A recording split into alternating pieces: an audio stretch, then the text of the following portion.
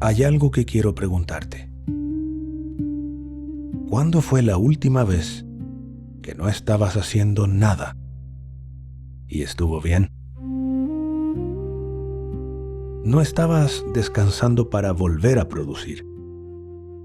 No estabas recuperándote para rendir mejor mañana. No estabas practicando la calma, como si fuera otra tarea en la lista. Simplemente no estabas haciendo nada y estuvo bien. Si tienes que pensar mucho para responder esa pregunta, este episodio es para ti.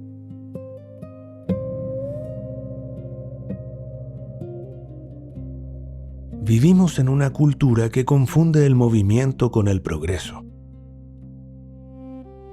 que confunde la ocupación de alguien con el valor de alguien, que confunde el silencio con la nada y que trata el descanso como algo que hay que ganarse. El resultado es una mente que no sabe cómo parar.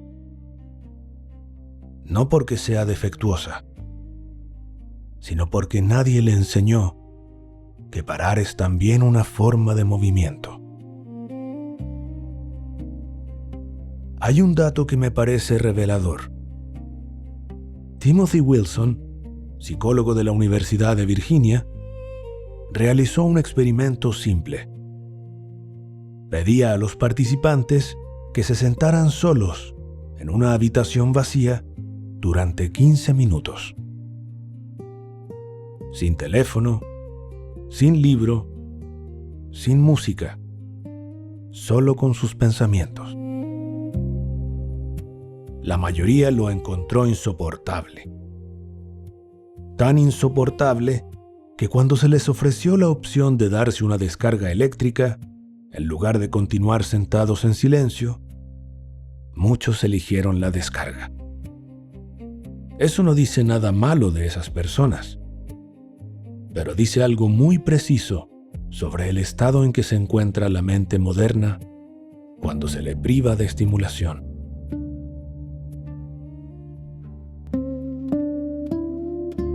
La neurociencia tiene un nombre para lo que ocurre cuando la mente no tiene ninguna tarea específica. Lo llama la red neuronal por defecto. En inglés, Default Mode Network. Durante mucho tiempo se creyó que esta red era simplemente el estado de reposo del cerebro. Que cuando no había nada que hacer, el cerebro descansaba. Resultó ser lo contrario. La red neuronal por defecto es altamente activa cuando no estamos enfocados en ninguna tarea externa. Y lo que hace en ese estado es exactamente lo que muchos reconocerán. Rumia el pasado, anticipa el futuro, evalúa cómo nos perciben los demás, revisa conversaciones que ya ocurrieron, ensaya conversaciones que todavía no han pasado, se pregunta si tomó las decisiones correctas. Matthew Killingsworth y Daniel Gilbert, en un estudio que siguió a miles de personas a través de sus teléfonos en tiempo real, descubrieron algo incómodo para los propios investigadores. Las personas pasamos casi la mitad de nuestro tiempo despierto pensando en algo diferente a lo que estamos haciendo. Y esos momentos de mente errante se correlacionan consistentemente con estados de menor bienestar. No importa qué actividad estemos realizando. La mente que está presente reporta más bienestar que la mente que viaja, incluso si viaja hacia algo agradable.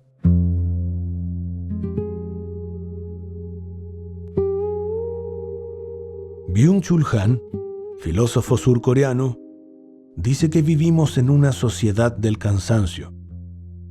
No el cansancio de quien trabajó con las manos todo el día en el campo, sino el cansancio de quien no puede dejar de procesar. La mente que recibe estímulos constantemente desarrolla una incapacidad específica. Pierde la capacidad de aburrirse. Y el aburrimiento, lejos de ser un problema, es una función cognitiva esencial. Sandi Mann, psicóloga de la Universidad de Central Lancashire, descubrió que el aburrimiento activa estados creativos y de reflexión profunda, que la estimulación constante bloquea. El aburrimiento es el estado en que la mente empieza a hacerse sus propias preguntas, sin que nadie se las dicte, sin que ninguna pantalla las sugiera, sin que el ritmo de otra persona determine el ritmo del pensamiento propio. Y una mente que nunca se aburre es una mente que nunca se encuentra a sí misma.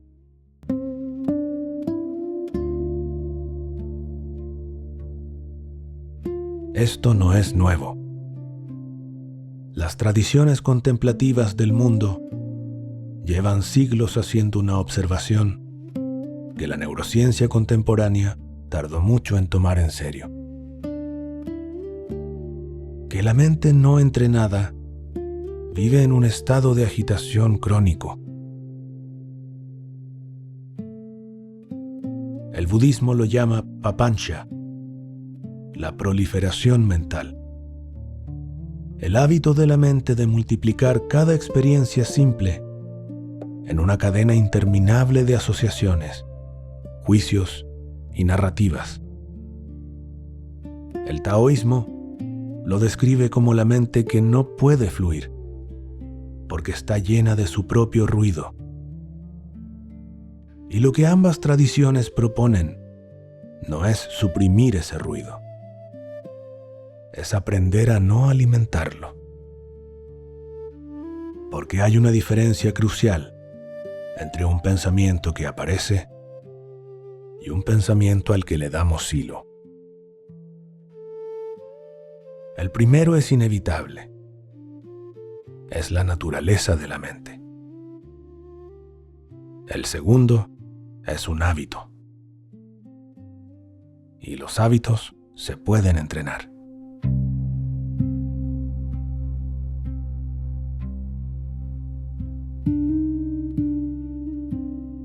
No hay nada que tengas que hacer con esto.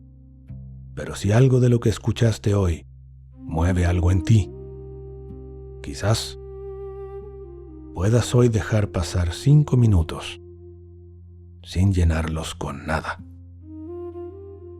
sin producir, sin consumir, sin practicar nada en particular. Solo observar qué hace la mente cuando no tiene instrucciones. Quizás la próxima vez que sientas el impulso de revisar el teléfono sin ninguna razón concreta, puedas simplemente notar ese impulso antes de seguirlo, no para resistir el impulso, sino para verlo.